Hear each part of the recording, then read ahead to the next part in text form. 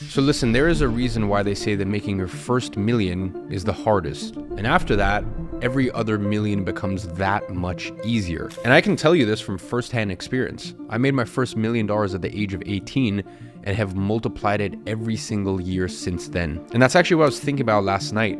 And that's what inspired me to make this video. I started thinking, how is it that every year making money and making millions becomes easier? And what was it that makes those first few years? Because yeah, I made my first million at 18, but that was after 4 years of entrepreneurship. So that is really the premise of today's video. I want to talk about the things that maybe aren't too fun, but will guarantee that you make your first $1 million.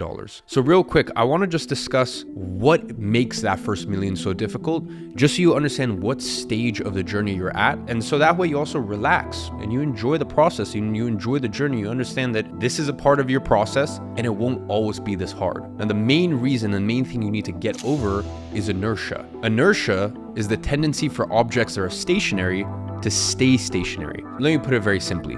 If you were to go on a, let's say, 3-hour flight tomorrow, it would take your pilot about 5 minutes to take off and get you to cruising altitude. Now, with many hours to go, the pilot might check his gauges, and there, he's gonna notice that he's actually burned through 25% of his fuel in just the first few minutes of the journey. But your pilot wouldn't panic, because this is inertia in action. Getting something like a plane moving requires an enormous amount of energy.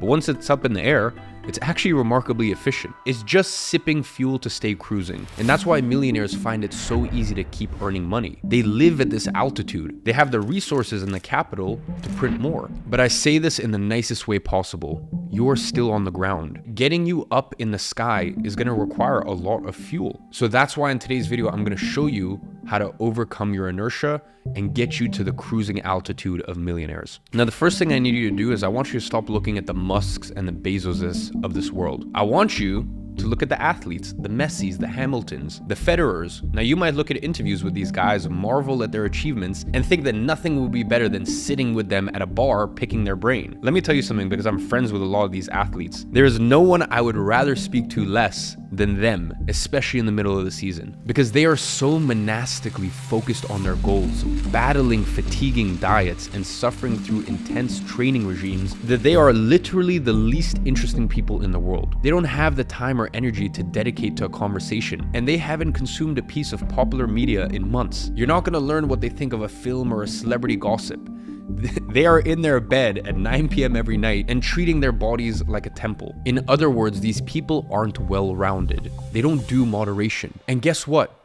To make your first million, that's what's required of you. You need to remove the idea that you're going to be this perfectly well-rounded gentleman just dancing and sauntering through life. If you are serious about making real money, you need to accept that everything you do needs to be singularly focused when you're first starting out. And before this starts to sound too much like inspiration porn, I need you to understand that this isn't the ideal human state. Humans need social interactions. Humans need hobbies. They need every element of the hierarchy of needs fulfilled. But what you'll need to do to overcome inertia is so painful, so repulsive to the human condition, that most people never do it. You need to accept that for the next 6 to 12 months, you're gonna be less well-rounded. You're gonna lose friends. You're not going to learn that language that you've always wanted to, or you're not going to hit your personal bests in the gym. Once you think of your life like that flight, it's easier to understand. You need to sacrifice a hell of a lot of fuel now to cruise at that millionaire altitude later. And I can tell you this is something I personally experienced. 2017 and even 2018 when I made my first million, all the way even to, I'd say, 2019. Those 3 years between 2017, 18, and 19, I had no hobbies. I didn't see my friends. I didn't do anything. And the funny thing is, as my career progressed, I reintroduced those hobbies and I ended up making substantially more money. But for that beginning stage, I had to just focus. That new hobby I wanted to learn? No. Oh, coffee catch-ups with friends? No. Watching some new Netflix TV show? No. When you are first starting out, you just have to be in a season and a period of your life where you say no to absolutely everything and anything that doesn't have a clear correlation to your goals. Now, this video is all about the principles you need to apply to make money. But I also appreciate that there's a lot of you watching this right now wondering, okay, how do I actually make money? And that is why I launched Digital Launchpad. It is the only educational platform in the world created specifically for this reason. Inside of it, you have a selection of 10 programs at the moment, countless ways to make money, taught by the best of the best experts in the world. And not only that, for the rest of the year, we have one new program launching every single month. And you can get access to all of it for only $37 a month, or for less than 73 cents a day if you get the annual plan. So go ahead and check the first link in the description. I guarantee it's the best decision you make this year. Now, going back to my last point about distractions, if you look at one of the most famous figures in British history, the twice Prime Minister, the Duke of Wellington, maybe for those that didn't grow up in the UK like I did, this means absolutely nothing. But for anyone who's in the UK, you'll know that he is celebrated all over London with statues and pubs named in his honor, and his greatest victory was the defeat of Napoleon in the Battle of Waterloo in 1815. What most people don't know, unless you've read extensive books on him growing up like I did, is that he was actually a great musician. In fact, as a child, that's pretty much all he did. That's all he succeeded at. He was regarded by his teachers, his parents, and anyone he worked with as a failure. Then after being rejected for a marriage proposal and being told that he would amount to nothing, he did something that changed his life. He picked up his violin, he walked to his fireplace, he threw it in there, and he watched it burn. Now, if you don't already know, I'll just let you go ahead and research his impact to understand his importance in history. But safe to say, the reason I'm here and speaking to you in English is because he put away his childish distractions. He realized that his violin, as much as he loved it, and it was great, and it was a fun little hobby, was that and that only. A hobby. It was not the domain in his life that he was gonna go out and conquer and achieve all his goals. No, it was just a hobby. And to have that sort of insight is so special. You know, there's so many things in my life where they're hobbies and I leave them as hobbies because I understand this is not my lane. And this, quite frankly, is a distraction. And I'm allowed to have hobbies just as long as my hobbies do not distract me from the main thing. So as you hear all of this, to me, it's still slightly baffling that you still have TikTok or Instagram on your phone, unless you are using it to monetize somehow. Now listen, we live in an attention economy, and there are thousands of people and businesses desperately trying to get yours. You've got Meta and TikTok who employ the same people who make gambling machines to program addictive qualities into their apps. Getting your attention back requires an incredible dedication to removing the distractions from your life. I remember when I was 14, I was flipping Instagram accounts. I bought a PlayStation, I was playing FIFA Ultimate Team, and in fact, I was actually even making money from FIFA Ultimate Team by trading players and then selling the coins on. But even still, I realized that this is holding me back from my greater ambitions because I knew that it was a distraction. I knew that I would always rather be doing that than doing anything else remotely constructive. Now, you might be looking around your room and wondering if you could do the same thing. I'm not telling you to smash your PlayStation right now. Instead, let's start small. Go into your phone and just delete any app that looks like it could take a second of your attention without giving you something in return. So that's right, Instagram, gotta go. Delete Twitter, delete TikTok.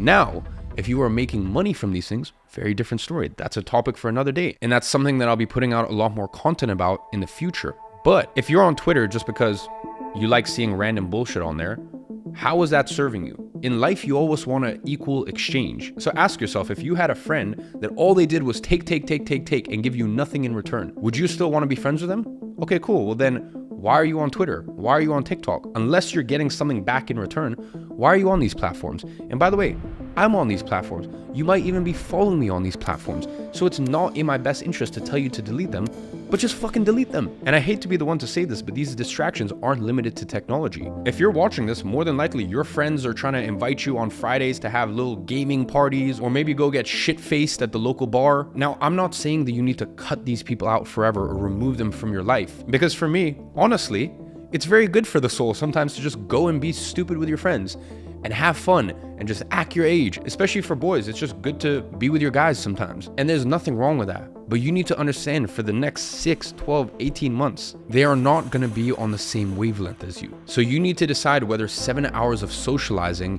and a hangover every week are really worth it to you right now. So as you're trying to get this plane off the ground, do you really want to do it in stormy conditions? Do you really want to do it with the winds working against you? Now is not the time for distractions. Now is the time for work. Unsurprisingly, this level of work and commitment is not sustainable. It's going to make you sick, and it's going to make you a pretty miserable person to speak to.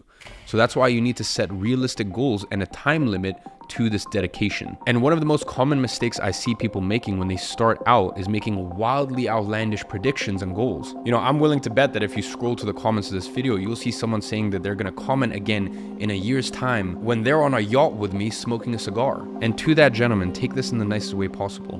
You're probably not. Now, in 3 years, 5 years, maybe 10 years, that could be a totally different story. And by the way, constantly in my life, I have these crazy situations where People that I was watching 10 years ago on YouTube or watching their content think, oh, it'd be so cool to meet this person or hang out with this person. We now meet as peers. So this stuff takes time. You just need to understand that in the short term, in the next year, you probably won't become a millionaire. And that's totally fine. Now, maybe your business does $1 million in revenue, but that doesn't mean that you're a millionaire. To me, what being a millionaire is actually having profited $1 million, as in taken home personally $1 million. That's step number one, or even better, having $1 million in cash. To me, that's what makes you a millionaire. So is it realistic that that's gonna happen in 1 year? Probably not. Obviously, unless you have a pre-existing business, you have some pre-existing background, and you're just scaling up what you're already doing. But as a beginner, no, it's not realistic. And that's fine. But that's 1 year. What you can accomplish in 5, 8, 10, 15 years is beyond your wildest fucking imaginations. So to the people who have these wild aspirations with no timeline and realistic goals, they're forgetting the whole point of this video. That getting started is the hardest part of the journey. Take this as someone who's made hundreds, then thousands, then millions, then tens of millions. Your first 10,000 is always the hardest. But once you do, you'll have overcome the inertia that binds stationary objects. Next, you need to set a realistic time limit to achieve these goals in. I'm not saying this to be kind or to say that you need to work hard for 3 months and then give yourself a week break. I'm saying this because it is a biological fact that no human can sustain this level of focus and determination for a prolonged period of time. I said it earlier, humans need friends, we need distractions. So when someone tells me that they've been head down working furiously for 2 years with no breaks, I know that they're lying. Now, how do we tie this all together? Well, you've probably heard me talk about monk mode before. This is a protocol that I developed in my own life almost 5 years ago at this point. Listen, I'm in a good position in my life and my business where I don't require enormous amounts of effort to keep things moving. But a couple times a year, I go into monk mode. I enter into a state of massive dedication and focus, removing distractions from my life and becoming hyper productive. And whilst this almost always results in massive advances in my business, I'll be honest, I do this because I also like taking time off. I like socializing with my friends and being silly, which is why for me, I go into these periods of intense monk mode. And then from there, I have no guilt or I have no issues or I have no worries or concerns about being social, meeting friends, enjoying my life. Now you need to enter monk mode for a different reason. And listen, while I could talk about this for hours, the truth is if you're looking to enter into a monk mode, just go ahead on my YouTube and watch all of the videos I've made on it. In this video, I just want to explain how it relates to the first step of your entrepreneurial journey. You see, earlier I spoke about how you need to remove distractions in your life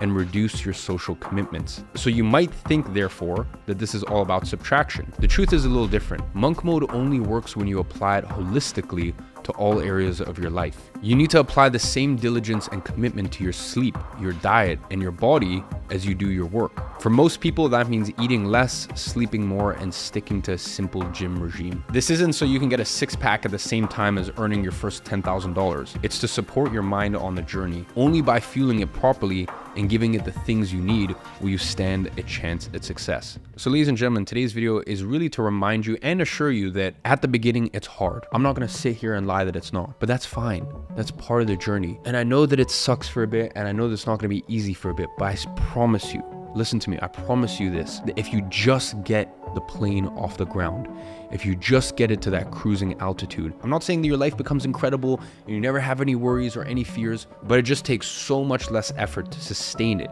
and keep the plane going than it does to get it off the ground. So that's why if you apply the principles that I mentioned in today's video, not only are you gonna be able to get the plane off the ground, but you're gonna do it in a way where you don't absolutely torment and torture yourself every day because your expectations have been set clearly. So on that note, I hope you enjoyed today's video. And as always, I'm watching from afar and I'm rooting for you.